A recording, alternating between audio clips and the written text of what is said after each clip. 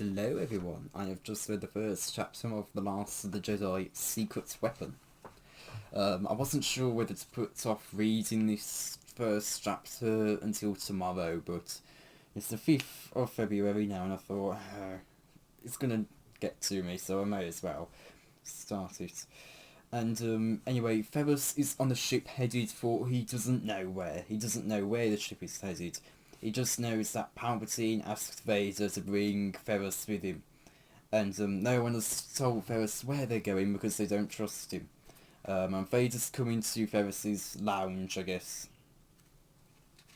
And he's just absolutely terrified of Vader here. Well, say terrified. It says he'd have the sudden urge to run, to find the tiniest hole in the galaxy and crouch in it. Not exactly a heroic response, Ferrus thought, but he was no hero. That particular unpleasant fact was becoming clearer to him by the day, and he had the feeling even the tiniest hole in the galaxy would be found by Darth Vader and cleaned out with Vader's usual ruthless efficiency. And we learn that Ferrus is starting to feel trapped by being a double agent. And he's thinking if he'd known how he'd feel taking on that particular role, he thinks he would have stayed back in occupied Bellassa with the stormtroopers. And he typically tries to stay out of sight of Vader. And of course he knows he's being a bit of an annoyance to Vader, but he knows he's been a trivial annoyance, otherwise Vader would have crushed him. And we learn that Ferrus tends to kind of lurk out of sight for Vader beyond vision, and trying to only occasionally meet him, and he knows it's easier to stay out of sight. And he always tries to retreat once Vader's there. We're learning this now. And there's just one problem. Vader is for some reason very chatty with Ferrus. Vader just keeps making a point on this trip to talk to Ferrus. He says, staying out of sight, I see. Ferrus keeping a neutral expression, and it says, Ferrus kept his face neutral and tried to not let his nerves jangle the energy in the room. Just enjoying the ride. And it's becoming clear to Ferrus that these conversations Vader is having with him is just designed to unnerve him. And we learn that Vader isn't happy about bringing Ferrus along. Ferrus has no idea why he's being brought along, and but Vader's taking advantage of it and he's playing with Ferrus. I assume just to get a bit of joy out of it, because he can just assert his dominance on him.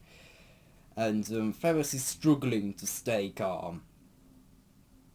And Ferrus is just angry. He's just angry at Vader.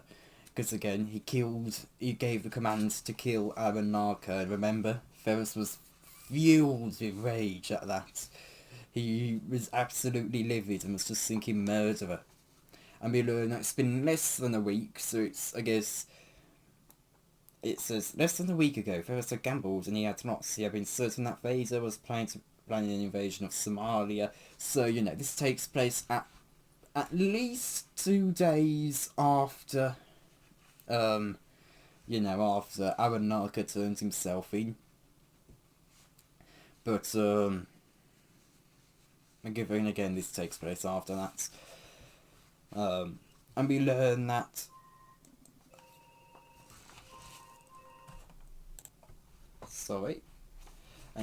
we learn that Ferrus doesn't particularly know whether Trevor is alive. He has his doubts as to whether he is alive or not.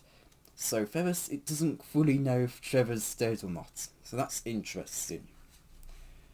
And we learn that Vader had not only shown Ferrus the burning city of Rosha on the HoloNet, he took him on a ship ride above the burning above the burning capital city of Rosha. And again, he doesn't know whether Trevor's alive or not, and he's wondering if his friends even made it to the secret base. And that's something that didn't cross their minds, because it's... Yeah, he doesn't exactly know if they got there, but then again, Trevor did say Tomo and Raina were having a tough time at the secret base. But you know, that's such a small conversation that it wouldn't surprise me if Ferris forgot about that, you know. And he wondered if Roan was was still at the secret base or had returned to Bellassa, and he wonders how Astri and Loon are doing. And it says, and this is the thing that confused me, because in the Tangled Web, it says Loon looks about 8 years old, but it doesn't confirm his age. It says he looks about 8 years old. Then in the last book, Return of the Dark Side, it said he was 6 years old. So you know that's okay. He looks 8, but he's 6. Here it says he's 8 years old. And this doesn't take place 2 years later. It can't. It takes place not too long after Return of the Dark Side. Again, it's been less than a week since Return of the Dark Side. And that definitely did not take place over the course of 2 years. There is no way it took place over that amount of time. You know. So I have no idea what's going on with Loon. Is he 6? Is he 8? Does he look 8 but he's 6? Does he look 6 but he's 8? No, it's A. But anyway, Ferris has no way to know if his friends are safe. And even though he'd been prepared for a lot about becoming a double agent, there was one thing he wasn't prepared for, and it was the loneliness. But now he just feels he's in too deep. He can't contact his friends without, risking exposing their location through the call. And he's just forced to wait and hope things can improve and he can have some freedom to remove himself from Vader's presence. And we learn that it's been a long time since he's felt this alone. And how he misses his own life more than ever, but that's what gives him a reason to fight. And it says it was his own fault he felt so marooned. And we talked how he made so many mistakes, and how he had sent off Trevor instead of keeping him close, and how he kept doing stuff, how he turned left when he should have gone right, how he went forward when he should have stayed still. And we learn that he's been chewing on the hard pieces of remorse for several days, so, yeah. And we learn that he has often thought about bailing on the double agent idea and wondering if he can just jump the ship at the next stop. And he thinks he has to get back to Rosha. He needs to look for Trevor, learn if he's alive or not. And anyway, Ferris then moves the thoughts through the back of his mind, because Vader he knows Vader can sense his fear and confusion. And it's exhausting to constantly push his thoughts back to the back of his mind, but he has to. Sorry about that. So yeah, he keeps having to push the thoughts to the back of his mind, because again, if Vader can sense his thoughts, that's probably not going to be good. And we learn that Vader is connected to the comm system, and the idea of the ship, and for some reason the idea of that is funny, like having cables going up to Vader's helmets. I know that's not the case, but it's the idea of it is hilarious to me, or into his control panel. And Vader leaves the lounge, and Ferris waits a moment and then follows a bit behind. And he watches Vader go into his quarters and come out a few seconds later, and he makes his way to a hallway leading to the bridge and meets the Imperial Navy captain, and they start speaking with each other. And Ferris starts to walk away, and that's when something pings, and he's seen something unconsciously, but he hasn't analysed it consciously. And this is what it describes it as. Ferris was turning away when something pings inside him, something small he had noticed unconsciously, but hadn't analysed. He was getting better at this Jedi skill, to see the tiniest detail in a picture and know when something is off. And it's Vader's Imperial Code cylinder is not on his belt, and he makes his way to Vader's quarters and accesses the door, which isn't locked. And he's thinking Vader was probably expecting to return quickly. And as he goes into Vader's quarters, the encode cylinder is sitting in a data port dock. Ferris thinks that there's no doubt Vader's put it there to constantly have it being updated with information, with the constantly streaming information in the Empire's infosphere, as it's called. And we of course told how each officer has one, and the higher your rank, the higher your clearance. And we told how Ferris has one, and it says it basically got him into the kitchen.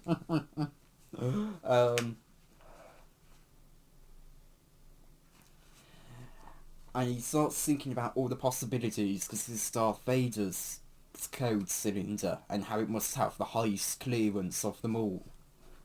And he starts thinking about, and the possibilities just run through Ferris's mind in a moment. You know, all the new information being downloaded, and Vader wouldn't have a privacy lock on it yet because it's having to be downloaded in. And he's thinking about all the things he could learn, if there were any still missing Jedi, what happened to Trevor, plans to crush resistances, and maybe even a clue to Vader's identity. And Ferris closes the door, and that's where we end this chapter off. I think before I get into my thoughts on the chapter, I want to talk about the book itself. Now, of course, you can't see this because this is a review, but the actual physical book here has a different. The pages are actually different. You know, in the in the first 6 books, there was a very specific kind of chapter logo. It's like a grey kind of squashed circle. I don't remember the specific name of it. And then it was grey with a little bit of a glint on it. And you had the text chapter 1, chapter 2, whatever it was. Here you kind of got a rebellion, almost New Republic looking symbol, and then below that the chapter title. And I don't much like that. I don't much like that in the slightest. I much prefer the look on the previous books, and it feels like if they were going to do that, they should have done that in Return of the Dark Side, because they changed the cover art style. You know, they got a new artist in at that point. They may as well have just done it for Return of the Dark Side at that point. You know, so at least to me, it just feels a bit. Did you really need to? Did you really need to? But you know, it is what it is. Anyway. And, you know, the books do seem to be going a little bit darker in tone. So, you know, maybe this will help with feeling a bit darker in tone. Anyway. You really just see Ferris's defeat and frustration and loneliness in this chapter. You really do feel for Ferris in this. You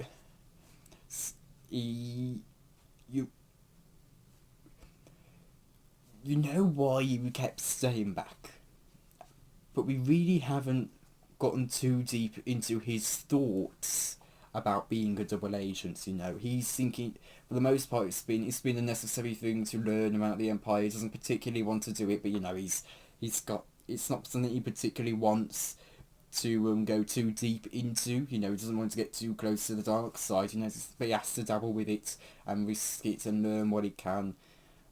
But now we're really starting to see how he feels about it. You know, he feels lonely. He is frustrated at what Vader's done with killing Aaron Narka, because that's the source of his rage. You know, if you read Return of the Dark Side, that's the main source of his frustration at Vader. And also, of course, Trevor, which, again, we learn that he doesn't think Trevor is dead, but he just doesn't know whether Trevor is dead. That's so, you know, at least Ferris has got a bit of hope there. you know, but you really just see how, you know, he's also thinking about how he just also wants to run away, you know, he just wants to run away, get back to his friends, get back to the base, you know. He kept talking about in the previous books how he wants to get back to the base, see how Raina and Toma are doing, and you know he just wants to, at some points he just wants to run away from being an Imperial double agent, but he's in too deep at the moment. He just has to hope things can improve, and he still needs to learn stuff as well. So this was a nice chapter to see how he felt. So yeah, I don't know if I have anything else to say on that chapter, on this chapter PD. Oh, it's going to be interesting to see if he learns anything from Vader's code cylinder, and that's the thing, I'm not sure if he will learn anything. That's the thing, I don't know if he will learn anything. Maybe he will, maybe he won't. But yeah, it's going to be interesting to see if he does learn anything. Anyway, yeah, I think that pretty much brings an end to this review. Again, I'm not such a big fan at the new pages. I'm fairly sure the text is a little bit smaller too. Not massively smaller, but definitely small enough where more text can fit on the pages. Now there seems to be, how long is the book going to be? How long? It says 149 pages, and there was, what, 21 chapters or so, if I remember correctly, because I did do a check. Yeah, chapter 21 it says.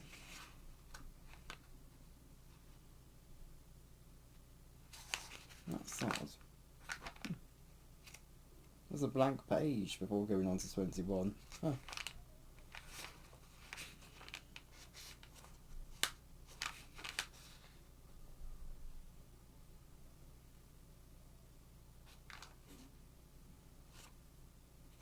Huh. Why is there a blank page there? There's nothing on that page, not even a number. Huh. Now, if you have Master of the Jedi Secret Weapon, the book, tell me if page 142 is blank for you. Because for me it's blank. I'm not sure if that's just the case with the book itself or not. But it's literally a blank page. There's nothing on it, not even a page number. It's right before chapter 21, so maybe it's on other chapters. We'll see. Actually, I can check here. No, it's not on. It's not there for chapter 18 to chapter 19. So why is it a blank page? Yeah, why is it a blank page then? Huh. I don't think there's a page missing because it ends on because that chapter ends on page 141. There's just nothing on page 142, and then it goes to page 143. So that's strange. That's very strange. I don't know what went on there. You know, if you have a copy of the book, tell me if you have a blank page between on the very, if you have a blank page right before chapter 21, you know, page 142. That's odd. That's very odd. Anyway, thank you all for watching, and goodbye. Hello, I've just read chapter 2 of The Last of the Jedi Secret Weapon. So, Trevor is running through the streets of the capital city of Rosha. And the sky is described as being an eerie red, and he's starting through smoke and shadow, and we're told there's small fires flickering through the streets, and we're told how the Empire's cut most of the power off from the city, so they can control the tech infrastructure, and how they have pretty much destroyed so many places, many of the beautiful buildings, neighbourhoods, all to just stamp out the rebellion and frighten the populace. And again we're reminded as to who Trevor is, how he got here, how he's stowed away, how it is reminding him of when the Empire invaded Bellassa. And we're told at times during the last few days he'd felt like he was living in his nightmares. And he thinks back to Ferris and how he started out being a double agent, and he starts asking questions. He starts thinking, does he remember his friends? And he starts wondering, has he betrayed Aranaka and Dinko? And he really hates these suspicions. And he's thinking how he had thought Ferris was a hero, and it says he'd worshipped him like a dumb, naive kid, when really he'd been on his own long enough to know there was no room for heroes in this galaxy. And just beings trying to get along under the Imperial boot. And he starts thinking about how Ferris had found himself a cushy gig, as it's described, and travelling from on Imperial transports and speaking with officers and politicians. He's wondering if that got to Ferris, and if Ferris wanted an easier life, as he had been on the run trying to scavenge and get materials and support and a way to get clear, as it's described. And now he's described as sitting pretty, and he wonders if Ferris thinks he's dead, and as he has no doubt he saw the ship on the HoloNet, and he starts wondering if he cares, and he starts wondering if he was one of them now, and you see how Trevor is really thinking of all these questions that he doesn't want to think about. You really do feel sorry for Trevor, especially because we know Ferris feels guilty and wants to be there for Trevor. And of course the reminder is that Flame has her doubts about Ferris, and how she's and how her doubts has fueled Trevor's own mind, the wondering in his mind. And again reminds us that Flame's working on is making Moonstrike, and and then she appears out of the darkness, because again remember Trevor's running through the street. It took me a while to remember that, because it took me a while to get through page 8 for some reason, but she then realises that it's Trevor when she lowers a blaster rifle, and she indicates Trevor to a broken down house, and again reminds us that Trevor pretty much owes his life to her, how she kept him going through pretty much thick and thin, through even when he didn't want to keep going, even when he pretty much accepted his fate, she kept her going. He kept her going. No, she kept him going. There we go. And how she had only known him a short time, and how he'd only known her a short time, but it says he'd follow her anywhere. And they get into a building, and Trevor immediately starts looking around at every place, looking everywhere, trying to find as many possible exits as possible. Which is of course something he learned as a street thief on Bellassa. And he knows that's the plan for more than one exit in case of trouble. And there's a small group waiting, and they have some weapons strapped to their backs or belts. And again reminded that Roshas was a peaceful planet, but the citizens have now scavenged arms from when they can find them. And it turns out that they're here to speak with Flame, and the tall Russian says that they're not to say their names, they're going to set up code names later. And he says they're all here for the same reason, and he indicates to Flame and says he says our visitor has assured us that we can count on help from her organisation.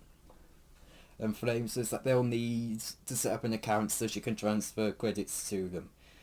And one Roshan and another Roshan says that they'll need weapons and a secure comm system, and the other one says vehicles, and Flame tells them that what they need is information, and that can allow them to plan and strike and escape. During this conversation, Trevor's mind drifts. It just drifts off. because he knows about how setting up a resistance is at this point.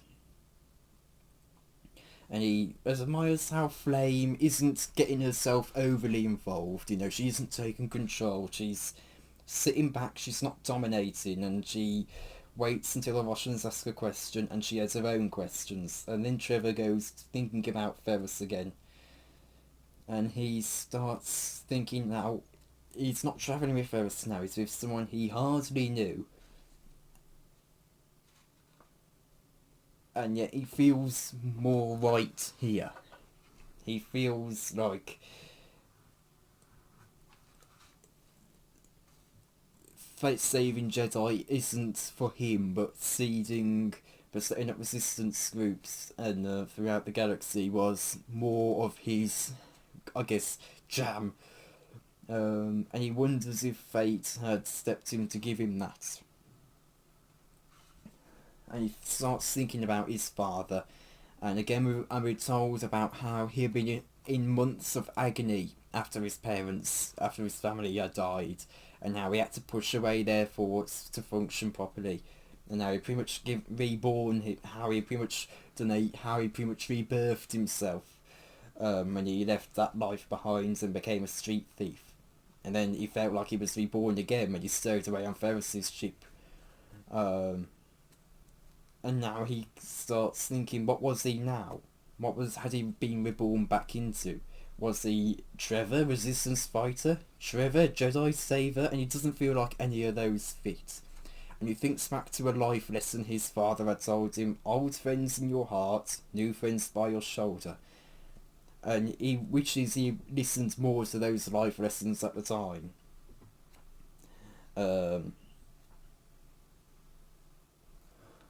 And he thinks about whatever the saying had been, his father had always pointed out to him that he should honour his commitments. And his consciences keep prickling at him. He's thinking about how stealing that ship, how he keeps thinking about when he stole the ship from the secret base to find Ferris on Samaria, to go to Samaria and inform Ferris about about Flame, and how Ferris had been absolutely furious. And that's when the tall Russian holds up his hand and says he hears something. And that's when the Empire start rushing in. They blow out the back wall. Trevor is blasted into the air, a rock pierces into his shoulder, and he just curls up into a ball. And Flame grabs his arm, and they start to crawl over to a hot vent, and Flame moves the vent up, and they both get in. And it was an exit that Trevor hadn't actually caught, but Flame had. And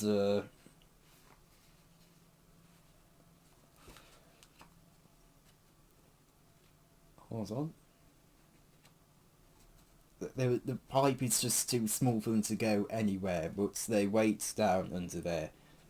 And Flame gives them a portable breather and hands herself one as well, so they don't cough and alert their position to the stormtroopers who had invaded in. And they can hear everything going on up above. They can hear the stormtroopers, they can hear all the deaths, and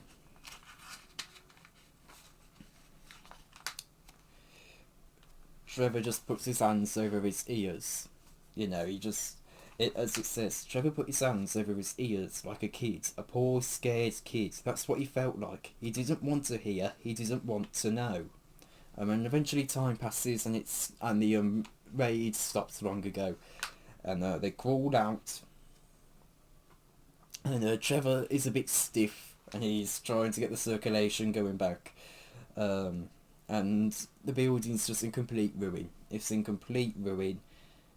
And Flame notes, and they hear that, and Trevor just looks away from all the pock markings and stains.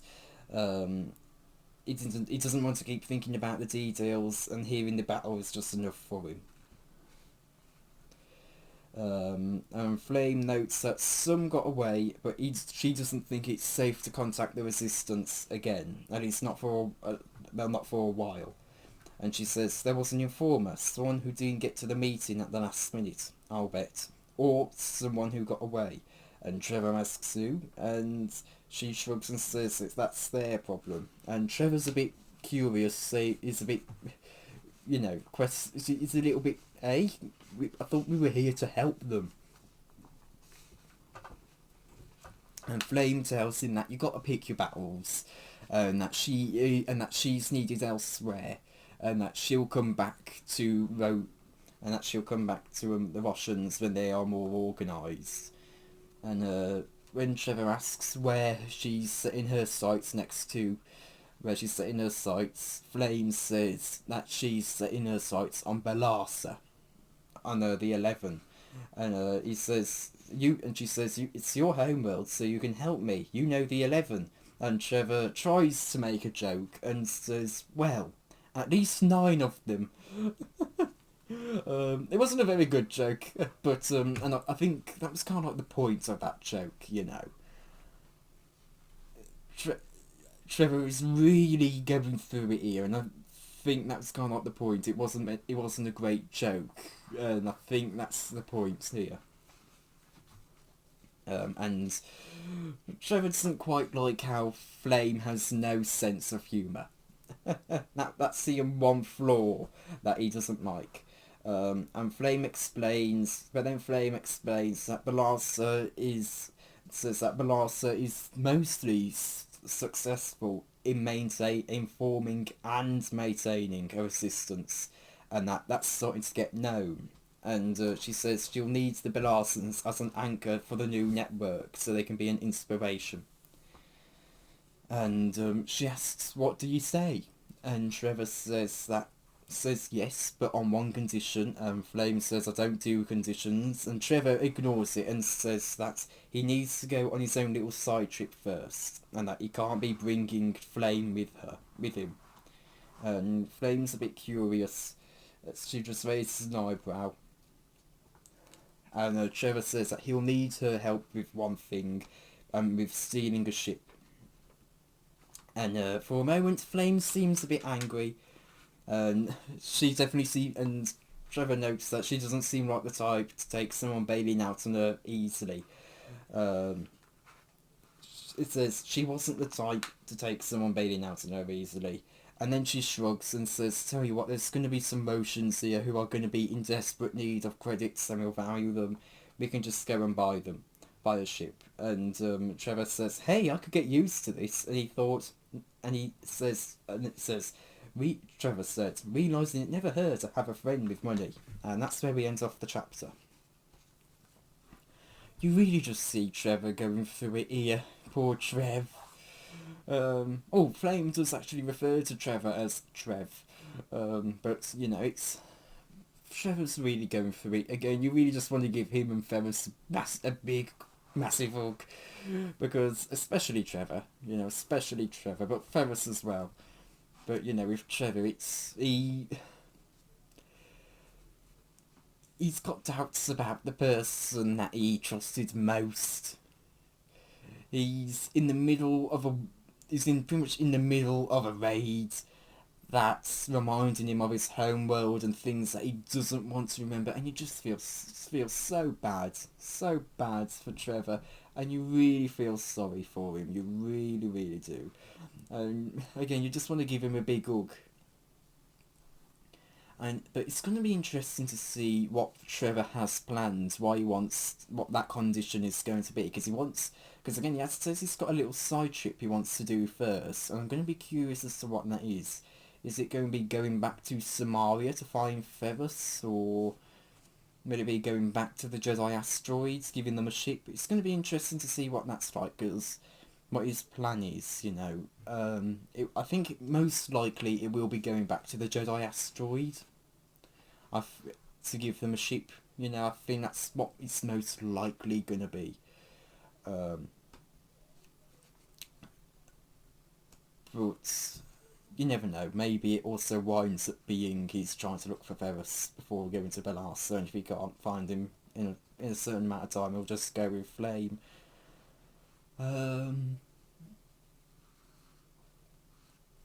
So yeah, I don't know if I have anything else to say on this chapter.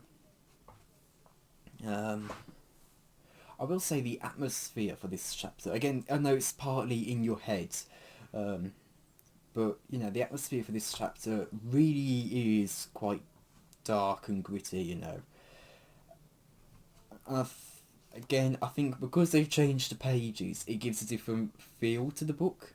You know, they're not following the older kind of style of pages.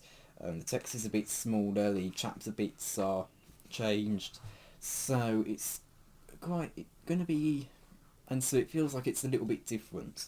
And also the cover, you know, that's it's quite fiery. So yeah, this book definitely feels a lot darker than the previous 6.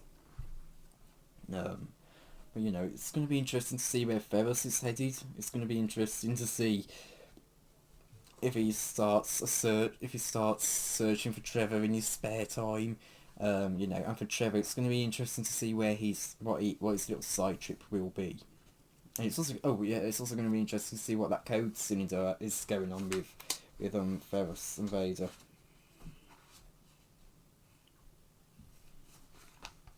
Next chapter seems to be focusing on Clive Flax, so it's definitely going to be on the Jedi asteroid because that's where he is. I don't know if I have anything else to say on this. Again, Trevor, you just feel so sorry for him. You just feel so sorry for him. I wonder if he and Ferris do have a reunion. I'm going to be interested to see where that leads to. What's Trevor going to say, you know? Is he going to immediately start asking Ferris about him being a double agent, you know? Has the Empire really got to him? And it's going to be interesting to see who Trevor winds up going with, because I doubt Flame is going to start believing in Ferris anytime soon. So it's going to be interesting to see who Trevor chooses. Is he going to choose travelling with Flame, or is he going to choose travelling with Ferris? You know, that's going to be interesting to see where that leads to. But anyway, I think that brings an end to this review. So, yeah. Thank you all for watching, and goodbye. Hello everyone, I have just read chapter 3 of The Last of the Jedi Secret Weapon.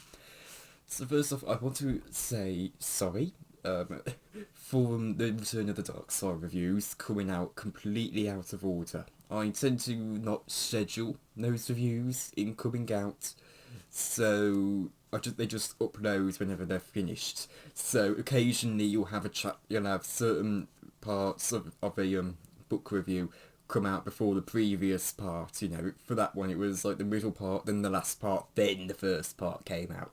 So I am sorry about that. And I can only say that this now because from my perspective they've all come out now. I didn't want to say anything in case something happened, because that always seems to happen. I'll say something and then something happens. So yeah, so I'm sorry about that. But anyway, on to this review.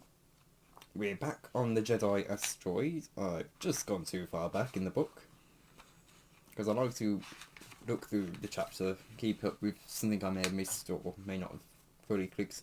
So when we have Clive Flax looking over at Loon, and we're told that it's not that he didn't like kids, he just never noticed them, and usually they were kind of just in the background for him, or usually just flashes of movement, or a spill of juice on his trousers whenever he sat next to one. It says it wasn't like he ever wanted to interact with one, and now of course he's stuck here on the asteroid, and he's with a bunch of people he doesn't quite know very well, and of course Loon, a kid, and it again refers to Loon. It says Lunodo. It says he's referred to as 8 years old. Again. So which is he? Which is he? Is he 6? Is he 8? Because again, in the last book, it said he was 6 years old. He's 8 years old here. It's definitely not been 2 years that passed. There is no way Return of the Dark Side took place over the course of 2 years. You know, Trevor's story, which coincides with Ferris's story, you know, it takes place at the same time. It cannot take place, and that definitely didn't happen over 2 years. There is no way Return of the Dark Side took over the course of 2 years. So I don't know what age Loon is. Is he 6? Is he 8? I assume he's 8, given that's the latest it's saying, but you never know. Maybe next book it will say he's 5. But he's pretty amazed with Loon. He usually didn't keep much eye on him at first, but as time's gone on, he's kept an eye on him for over a week. So okay, that means I guess that means as I go to where it was about a week ago or so now. At the minimum. And it says that he has to admit he's entertaining, and he reminds him a bit of Ferris, with his opinions and questions and a certain look, and it was a quietness he only associated with Ferris, and he wonders if it's something to do with the Force. And he says that you got the sense that they could hang you with your own words, so you thought twice about before you said you could do something you couldn't, or boasted about something you hadn't really done. Not that Clive himself did that much. And he knows the quality can just unnerve someone. And he accepted Ferris because he had saved his life on a number of occasions. And it says, besides, Clive liked him, and he thinks despite the whole Jedi fuss, Ferris sometimes didn't have a clue, and he wasn't afraid to admit it. And he's just looking at Loon, and he thinks it's hard to remember he's just a kid. And he's thinking about and he starts to think, imagine about a whole temple full of these kids. And he thinks he's lucky he hasn't met Ferris when he was a Jedi, because he would have been driven. He thinks he would have been driven straight to the nearest cantina, with all the morally correct stuff. And he watches the boy again, which he thinks would have been a bit of a normal looking scene, where he's messing with a laser ball, if only he wasn't moving the ball with his mind. And I just want to do my back again. There we go. And of course he reminds you to Gavin is, and how he had been some sort of big Jedi Master before the galaxy had been taken over by the Empire. And we're reminded that Clive has apparently been working since before dawn. Not that there is a dawn on the asteroid, but he wants to catch a little bit of. I guess he wants to catch a little bit of. But he's exhausted and he wants to catch a little bit of sleep before the food comes. And he starts to close his eyes, and then Astriodo appears, and she starts stretching, and we learn that his charm hadn't worked on Astri. If you remember, in one of my previous reviews, I did say that Clive very much reminded me of Captain Jack Harkness. And the more that I think about it, whereas Captain Jack was often very successful with his charm, Clive isn't. He really is not that successful when it comes to his charm. And so instead of trying to charm Astri anymore, for the most part, he just looks at her with his eyes half closed, and Astri goes over to Loon, and then she picks up a rock and throws it at Clive, and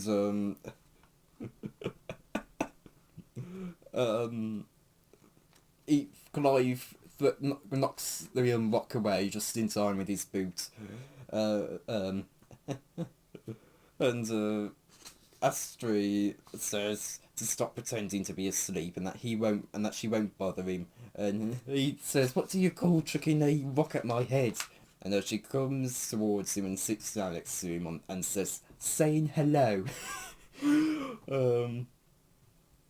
And she says, "If I were aiming for your head, I would have hit your head." And they watch Loon for a bit, and Clive says that they've been on this asteroid for too long, and it's starting to get to all of them. And Astri's saying that look, it's not getting to her, and she's in no hurry. She feels safe here. Clive knows what she means. Loon is safe here. And Clive says safe isn't all isn't what it's all cracked up to be. He says it's no way for a boy to grow up hanging around with a scruffy bunch of outsiders. And Astrid doesn't think it's so bad, but she frowns. And Clive says it's not gleaming good either. And he says there's lots of places to hide in the galaxy. And Astrid goes, oh, you should know. Well, she doesn't say oh, but she just says you should know. And before Clive can reply, Olion appears, and he agrees that the galaxy's a big place, and he says to Astrid that he's been thinking about Loon and that Coruscant might be a good place for them. And Astrid thinks, are you crazy? Going to the seat of the Empire? And Orion explains how they're having trouble monitoring the levels and that it's impossible for them to crack down completely. And of course, Dexter Jetster, he's got a good setup. He can erase their identities, get them new ones. And Clive says that's if we can never blast off from here.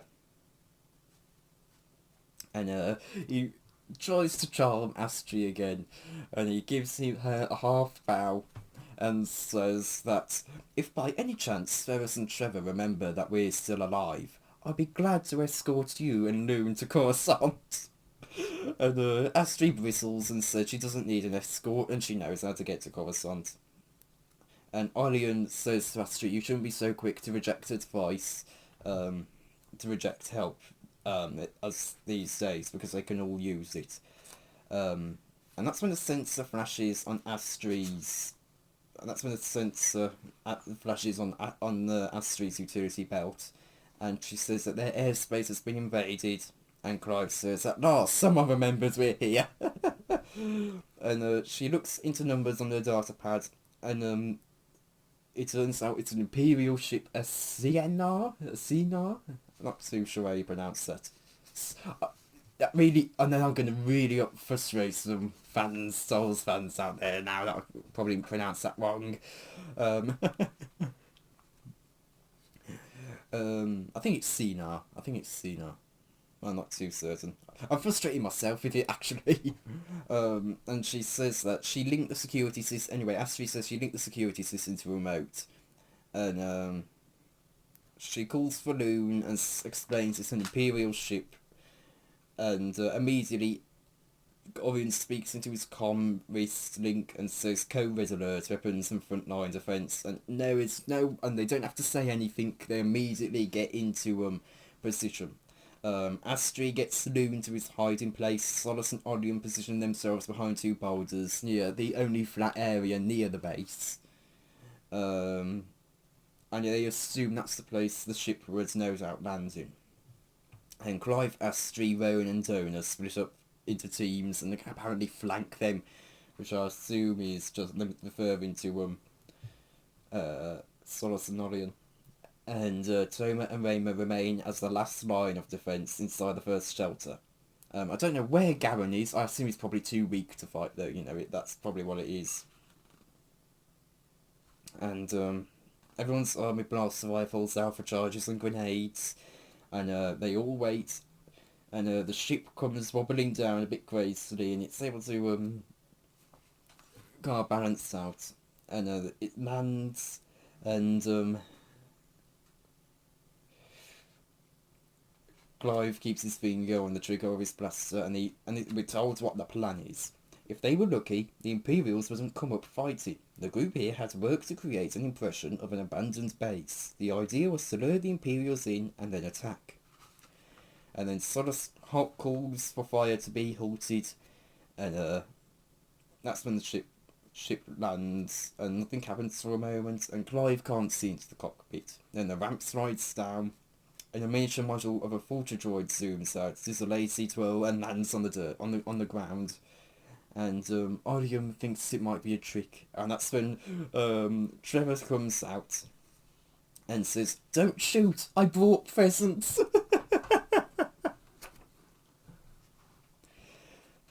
And that's when Clive gets up, leaps across the rock, and he And it says he couldn't wait to wrap his hands around the kid's scrawny neck. Trevor's eyes widened and he bolted. Clive chased him around the ship, but the kid was faster than a dinko. "Hey, I came back!" Trevor shouted. "So I can kill you," Clive replied evenly. And then Solace lands between them and says for them to stop. And Clive stops and we're told that he's learned to not mess with anyone with a lightsaber, even if the lightsaber isn't unclipped, and he knows how fast they can come out, and it says he learns to have a healthy respect for them. And Trevor says thanks to Solace, and then Solace turns to Trevor in such a way where he steps back. And she says, "You sneaked away, you stole a ship, you went against the group." And Trevor tries to argue he was trying to save Ferris, and Solace says they all wanted to save Ferris, and it wasn't his decision to make. And Trevor, and everyone starts, and then the others form a circle around Trevor, and he says that he came back, and he starts to say, and he says, "And look at the ship, Flame bought it and let me take it. Can you believe that? It's a good ship, real fast, handles like a dream." You aren't a used starship salesman," Orion said to him. "You pledged your support to this group. That means you have to follow the rules." And Trevor says he hates rules, and Rayner says that you put us in danger. Thomas says, "And you left to sea without transport," and Trevor says he knows all that and he's sorry, and things didn't work out the way he expected. And Donor holds up a hand and says that why don't we all calm down and let the boy talk, he seems to have a story to tell. I like how Donor was the one to speak up here, because again, it definitely seemed like she became a bit less capable in the Tangled Web, you know? I brought that up in that book. She just didn't quite seem like her character to me. Again, it's not like we didn't know too much about her it's not like we didn't know too much about her anyway, but it definitely just didn't quite feel right. Her character just didn't quite feel right to how we knew her in a desperate mission. And so I like how she's the one to speak up here, how she's the one to take command of this situation. And we're told Clive backs away, and we're told he hasn't really wanted to kill Trevor anyway, just to scare him or maim him.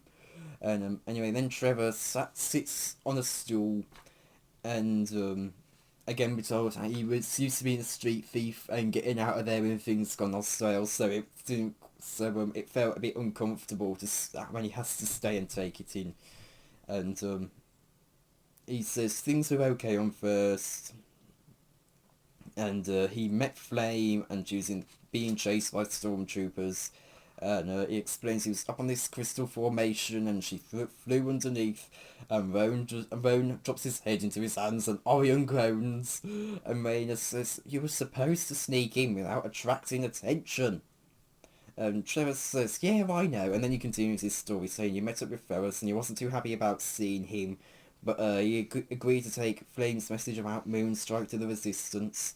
And Solace asked what he thought. And Trevor says he thought it was a good idea, but he thought it would expose the Jedi, and he didn't want to get involved. And Solace said that's exactly what she thinks. And Trevor says, "Yeah, I get that's in the Jedi handbook. But you should see Flame, she's full moon amazing." And Roan asks what happened next and where Ferris is, and Trevor says he's not sure. They went to Rosha to escort the Washington delegation, and they were attacked. And then last time he saw Ferris was on the HoloNet standing next to Vader. And Orion says, "So he's still a double agent?" And Trevor says, I guess so. And Solace gives him a sharp look, and Trevor says he has to get back to Flame. He promised her she'd return the ship, and they've got to get to Bellassa. And Solace goes, "We?" And Roan says, "Bellassa." And Trevor explains she wants to talk to Moonstrike to fund their operations. And he asks what Roan thinks, given he's one of the 11, and Roan says it's worth considering, and he's ready to return. He asks if Donor is, and she says she's ready, and Clive says that he's ready to leave, and that he's heading to Coruscant. And he looks over to Astrid, and this is one of the few times few times, I guess Clive's charm somewhat works, but I think this is mainly because of Orion saying that you shouldn't be so quick to reject help. And Astrid says that Loon and her will come with Clive, and Orion says he'll stay behind with Toma and Raina because they need help, and Sola says she'll go back to Coruscant, and she hasn't signed up to she never agreed to the idea of a secret base, and she didn't promise Ferris that she'd stay, and she says commitment makes her witchy. And Clive gets up and says, well, if we're going, we've got things to arrange, and everyone leaves except Solace, and she looks at Trevor, and he makes her uncomfortable. He makes him uncomfortable. She makes him uncomfortable. There we go. She makes him uncomfortable, and she asks what Trevor's not saying, and Trevor explains his doubt about Ferris actually being an Imperial now. And he says, I hate saying it, I hate even thinking about it, but all those coincidences. I know you're going to say it's impossible. Nothing is impossible, Solace said in her usual blunt way. Ferris is struggling with his force connection, and that makes him vulnerable. But I trust him. And before she says, I trust him, she leaves Trevor hanging, waiting for a moment. And we're told how she was Bruce or Bruce-esque or whatever it is, and short-tempered, and he isn't sure how much he likes her, but he knows he depends on her, and he trusts her and values her opinion, and he knows she doesn't factor into prejudice or emotion, and that's when she says she trusts him, and Trevor feels a bit of relief, not a ton of relief, but a bit of relief. It doesn't quench all that doubt, but it gives them some relief anyway, and it feels good. And he goes to get some food and in the galley, and then when he comes back, that's when he still sees Solace standing where she had been, and she's still thinking, and that's where we end off the chapter. First off, Clive. Clive is funny as always, with his charm and stuff. And now Astrid knows, she just knows Clive is trying to keep an eye on her and get charm her, but it's not working. Clive's charm doesn't seem to work at all. He tried it with Solace, he got a lightsaber hilt to the chin. He tried it with the woman, with the rudest woman in the galaxy back in Entangled Web at her apartment, and she told him to get his hands off her doorway, and he's trying it with Astrid here. It's not working. So he really doesn't have much luck when it comes to his charm. But anyway, it's interesting to see how he's fascinated with Loon. We're told about how he doesn't really have much. He doesn't usually take much notice of kids, but he's quite interested in Loon. So that's going to be quite interesting. That's quite an interesting thing for him. But really, I think the main thing we have is Trevor. How he's talking about how he's bringing up his doubts with Solace. And it's nice to see how, even though Solace is still as blunt and as emotionless as always, she is able to still reassure Ferris, not Ferris, Trevor. Sorry, for some reason, whenever I'm talking about them on these reviews, I always get their names mixed up, and I never get them mixed up outside of them, usually. But when I talk about them, sorry. But sort of she's able to still reassure Trevor, even if she's not necessarily the person that you would see as reassuring. So yeah, again, I like how Donna was, or Donna, whichever one it is, I like how she was the one to stand up and silence the group and say, hey, Trevor's got a story to tell, let him talk. I like how it was her, because as I said in my Tangled Web reviews, I personally felt as if she wasn't quite her character. There was something about, she was quite a strong character in The Desperate Mission. She felt very capable, and it really just felt like the A Tangled Web didn't do a whole lot of favours for her. It felt like it went completely against that characterisation. I think Return of the Dark Side kind of started to improve that with bringing up her cooking, which I completely forgot about, but you know, she had almost no lines in that book, and you know, she had very little to do. You know, she pretty much just brought the food in, and that was it, you know. Literally for one scene she brought the food in, because that's all everyone else on the Jedi asteroid was on for it, with the exception of Trevor. They were just in that one scene, in that one chapter, sorry. I'm fairly sure for most of them it was just that one scene. So it's nice to see that she was the one to stand up in this chapter and say, hey, Trevor's got something to say. So I like how it was her that said that. Again, Trevor, that line of "Don't shoot, I brought presents" I found that really funny, and I was laughing for quite a little bit before I had to start the book again, continue the book again. And of course, Clive chasing Trevor. That was quite funny as well.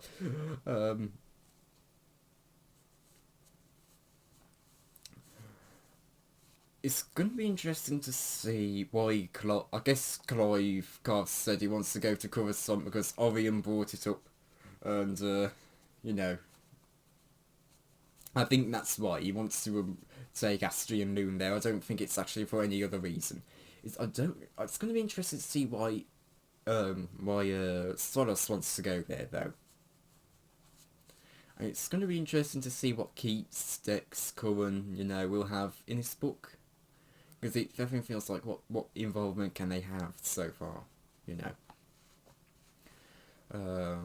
So that's going to be interesting to see how that goes.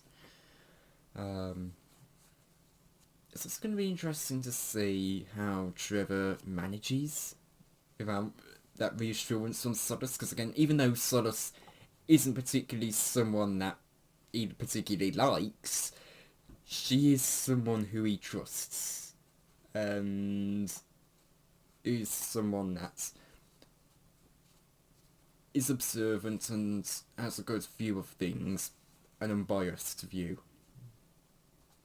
But she also is very strict to her own opinions as well. You know, she very much says things from her view.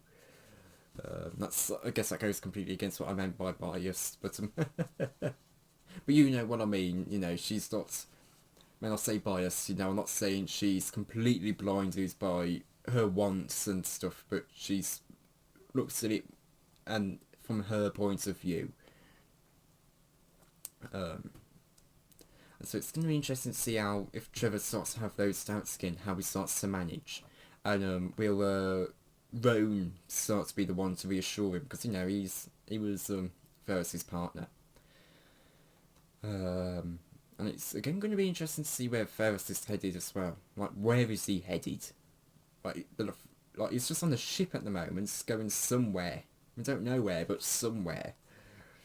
And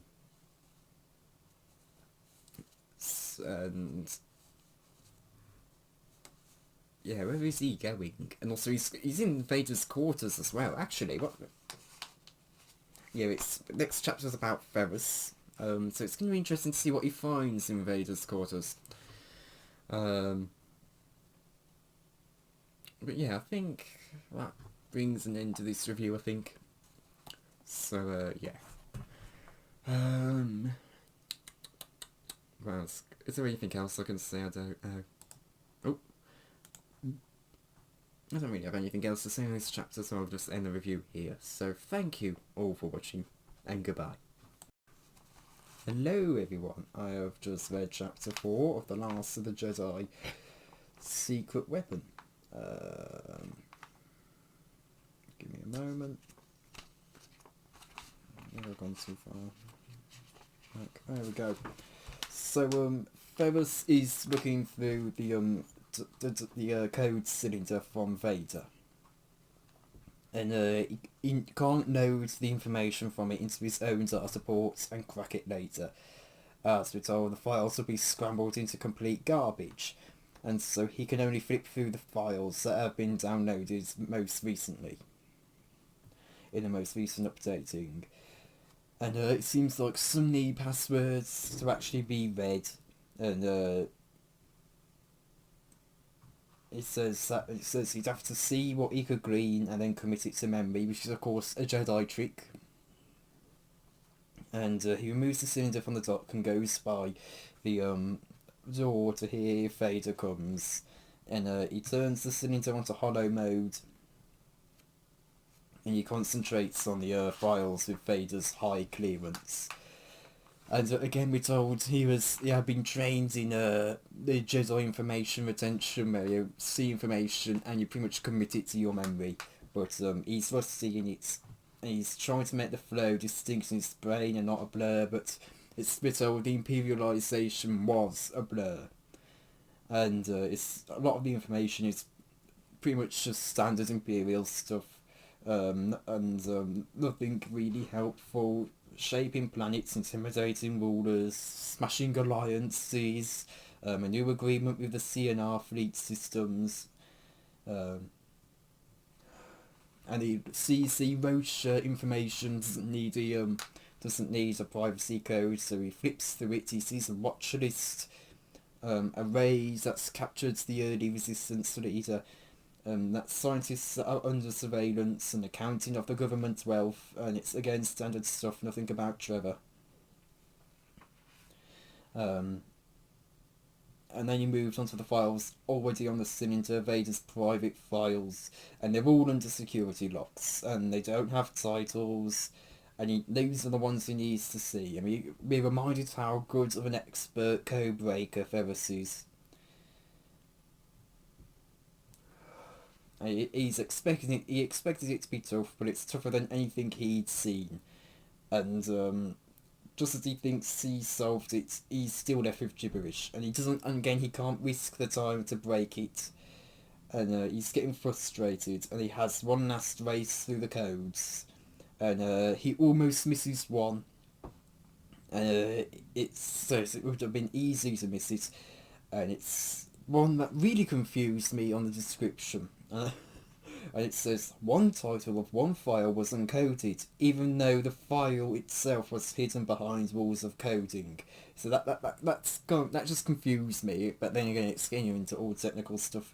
And we're told that file is called Twilight, and it's given with a brief description saying that it's an LSO.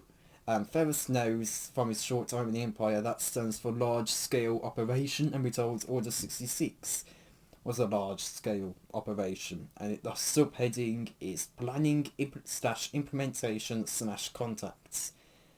And then he hears Vader's breathing at the door, and we're told how Ferris's command of the Force is growing all the time, but he just hates to have to rely on it.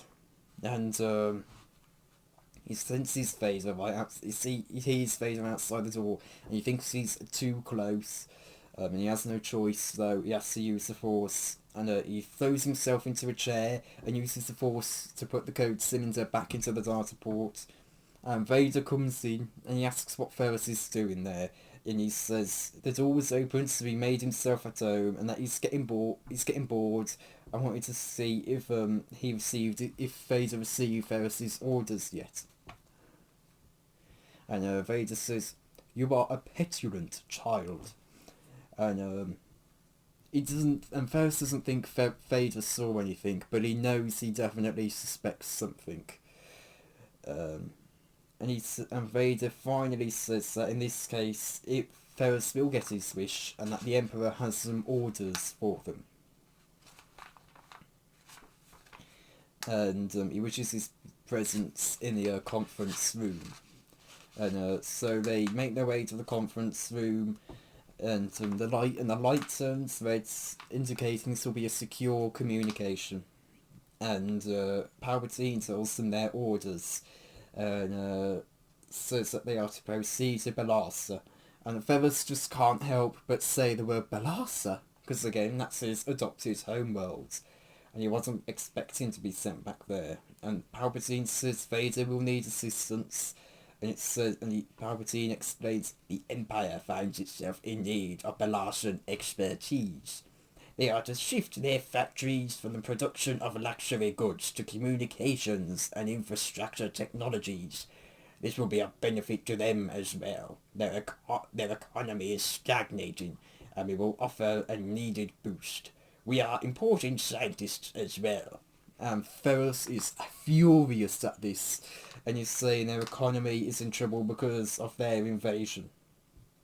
And we're told this is one of the difficult problems of being a double agent, having to keep your expression neutral. And Palpatine explains that Ferris says you, which I just assume he means Ferris, but maybe Ferris and Vader, we'll see. And he says that you will avoid that you will be attending various meetings, and they will be covered by the HoloNet and broadcast throughout Bellassa, and in which the factory overhaul will be discussed. And he says, naturally we want to focus on the creation of jobs and new technologies.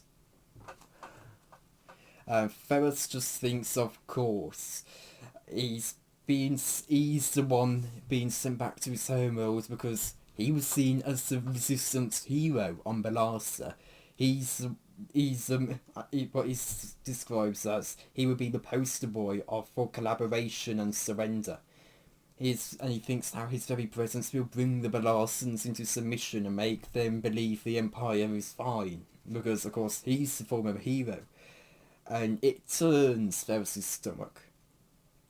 And he thinks how everyone's going to see him, everyone's going to despise him, and he doesn't know if he has the power to, and he thinks he didn't know if he had the power to make anyone lose hope, but even the possibility of that sickened him.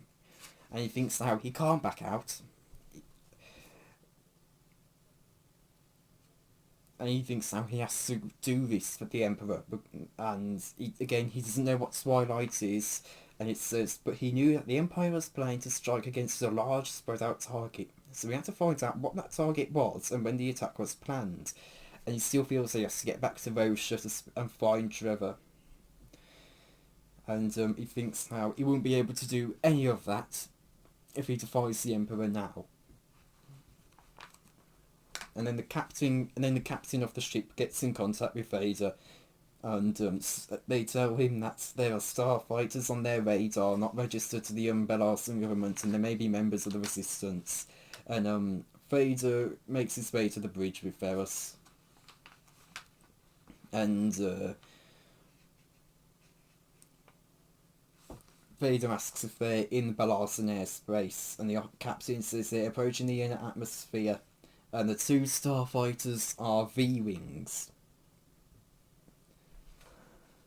from the Clone Wars.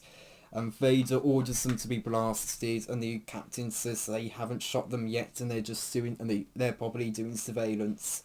Vader says, I gave you an order, Captain, and Ferris just wants to shout no. But they start opening fire, and again Ferris is feeling guilty because those starfighters could be manned by people he knew, members of the 11.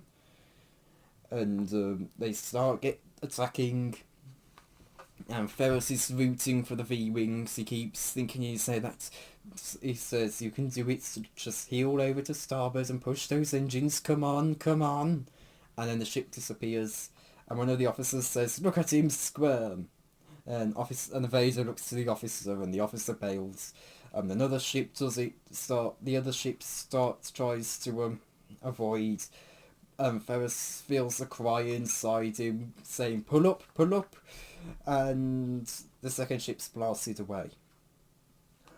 And Vader then says to the captain he wants that officer off the bridge, the one who said, look at him squirm, and he says that emotion has no place on a starship bridge, and he wants him sent over to a penal colony.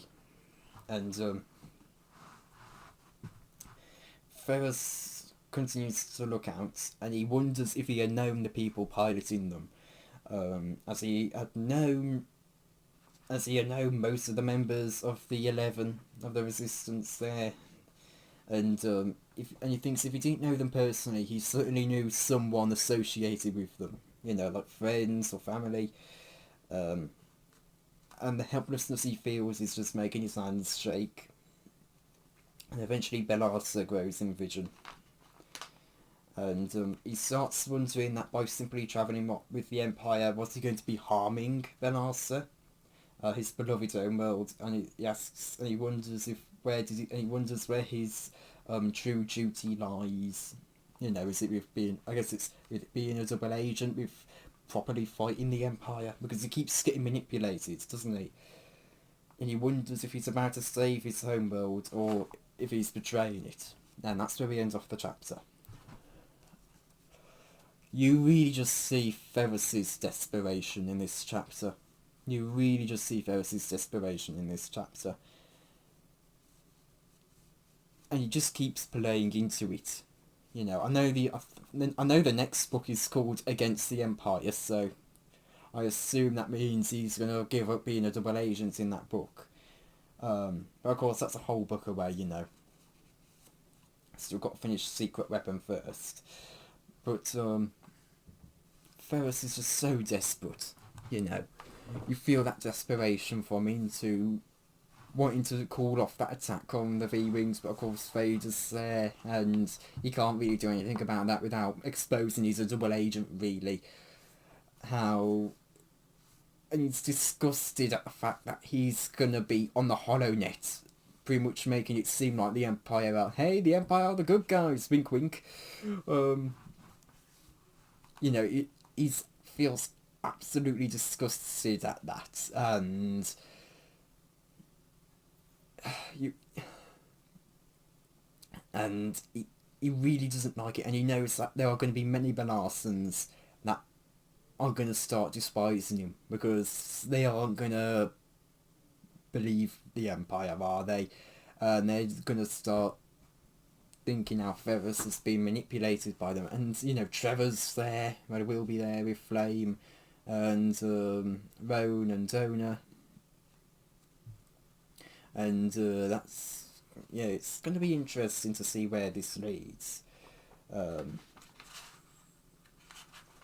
Again, Palpatine, he's wanting to have them make communications and infrastructure technologies.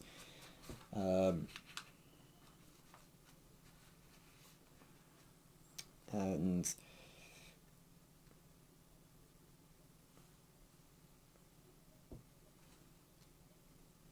yeah, and it's really just a shame how Ferris feels so trapped, you know. He can't do anything about stopping this, because again, he's got to be on the HoloNet for it, you know, and he needs to figure out what Twilight is, which I assume is some sort of decimation of small resistance groups, you know, because it does say a large spread, widespread, so I assume that's what it is, but you never know. So it's going to be interesting to see where this leads to. So yeah, I think that will end this review here. I think. I'm not sure if I have anything else to say on this chapter. Again, aside from Ferris is really just disgusted at this, isn't he? So yeah. Anyway, thank you all for watching, and goodbye. Hello everyone. So I've just read chapter 5 of The Last of the Jedi Secret Weapon, and Vader's returned to the conference room to continue his conversation with Palpatine, and Palpatine immediately just starts the conversation from where they left off. As if there had been no interruption, and he doesn't even ask Vader how the battle went or what happened in the battle. He just assumes Vader took care of it, and even though they don't believe, the two of them don't believe in trust, it was as close as they could get. And Palpatine says to Vader that Ferris is the key for them breaking the back of Bellassa, and that the world has been difficult to overcome, and that it's inspiring, and other systems are taking note of their successes and being inspired by it. And Vader agrees that it's been an inspiration and that it has to be crushed. And Palpatine says that Vader's plan is a good one, and he says that they will destroy the Resistance while moving forward. At the same time, they will move forward with the project, and that there is so much yet to be done. And he says there's years of planning, and the new weapon requires more hardware, ships, and weaponry. And then he brings up Tarkin and says he's coordinated the effort and will assist him. I think we know I think I know what the weapon is now. I think we all probably know once he brought up Tarkin. Governor Tarkin, as he says. It's not Grand Moff yet. We all know it's the Death Star, don't we?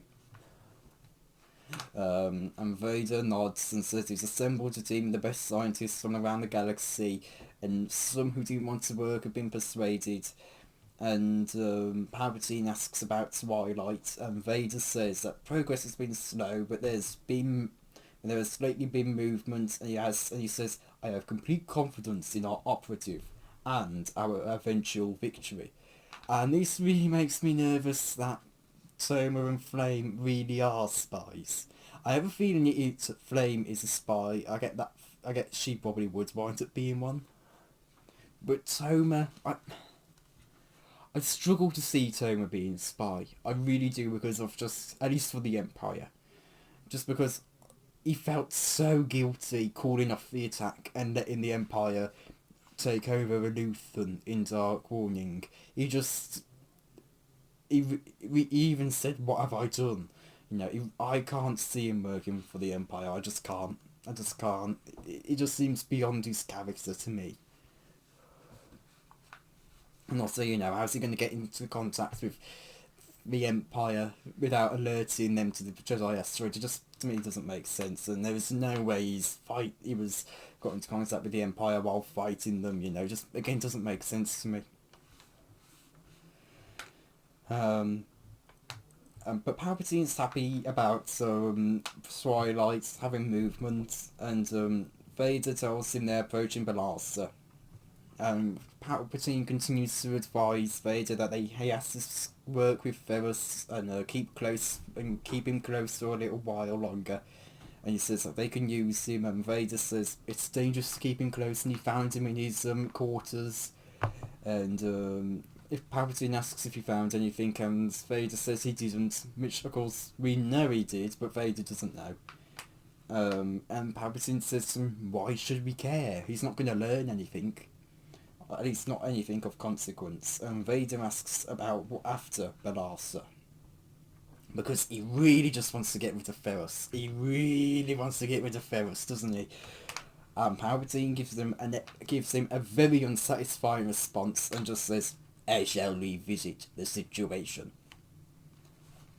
But of course Vader doesn't question his master.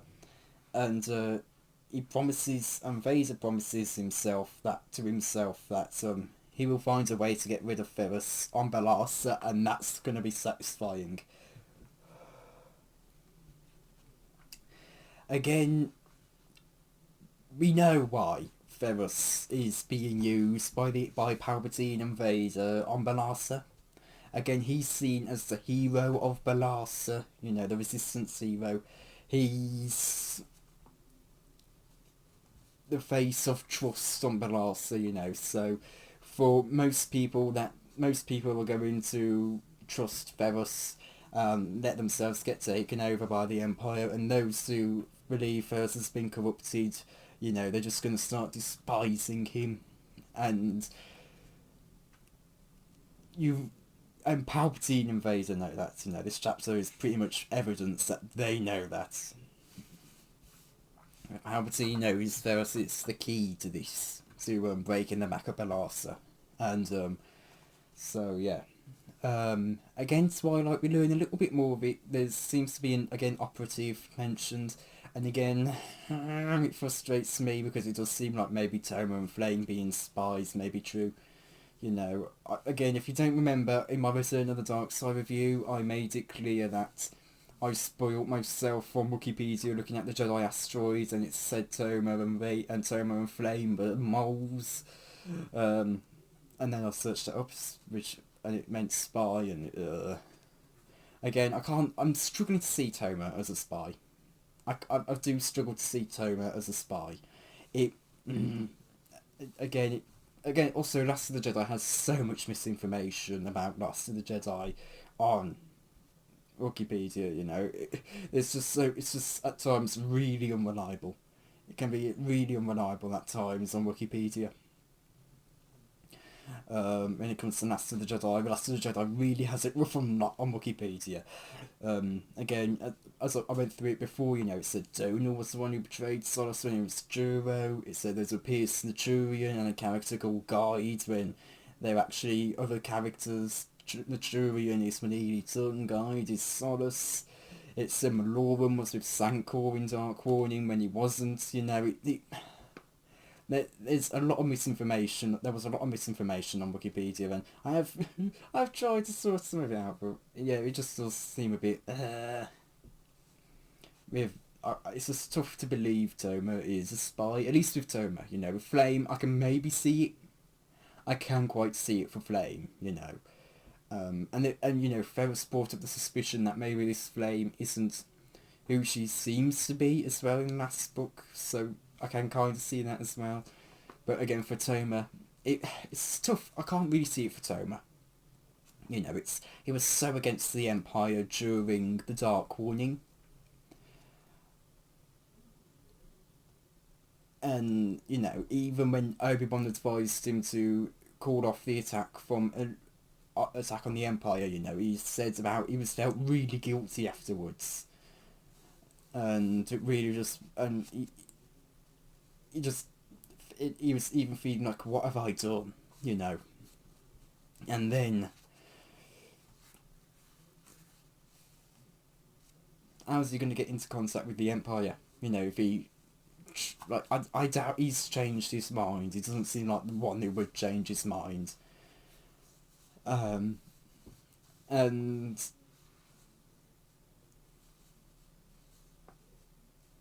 how is he even getting into contact with the Empire, you know, without drawing their attention to the Jedi asteroid in the first place? It just, nah.